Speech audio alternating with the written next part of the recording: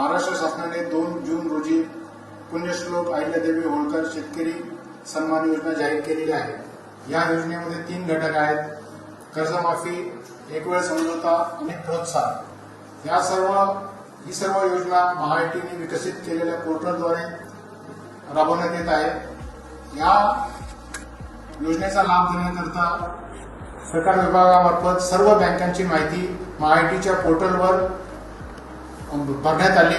त्याचं सर्व व्हेरिफिकेशन पण झाले आणि त्याची लाभार्थ्यांची कर्जमाफीच्या लाभार्थ्यांची पहिली यादी 25 जुलै रोजी प्रसिद्ध झाली। या यादीमध्ये राज्यातील 16,96,000 शेतकऱ्यांचा समावेश आहे आणि यांची कर्जमाफीची रक्कम 13,600 कोटी आहे।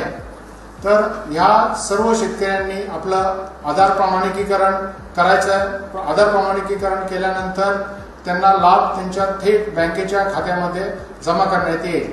आधार प्रमाणिकीकरण करण्याकरता त्यांचे आधार कार्ड किंवा जी त्यांची यादी प्रसिद्ध केलेली आहे त्याच्यातला विशिष्ट क्रमांक घेऊन आपल्या सेवा केंद्रावर जायचे आहे।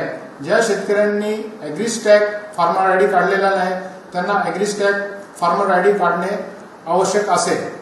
काही ठिकाणी थोड्या अशा तक्रारी आलेल्या आहेत की गाव पातळीवर जी यादी प्रसिद्ध झालेली आहे त्यामध्ये कमर्शियल बँकेचे जे एनपीएचे अकाउंट्स आहेत त्याची रक्कम चुकलेली आहे। तर याबाबत मी शेतकऱ्यांना आश्वासित करू इच्छितो की याबाबत तुम्ही चिंता करू नका। आपण आपल्या बँकेच्या ब्रांचमध्ये जाऊन तपासावे। तिथं आपली 31 मार्च 26ची थकबाकीची रक्कम दिसेल किंवा तुम्ही आपल्या सेवा केंद्रावर गेल्यावर देखील तिथल्या स्क्रीनवर तुमची 31 मार्च 26ची रक्कम दिसेल। ही रक्कम बरोबर असल्यास तुम्ही आधार ऑथेंटिकेशन करावे। 31 मार्च 26 नंतरचं जे व्याजाची रक्कम आहे ह्याची जबाबदारी बँकेने घेतलेली आहे। त्यामुळे तुमचं संपूर्ण कर्ज माफ होणार आहे।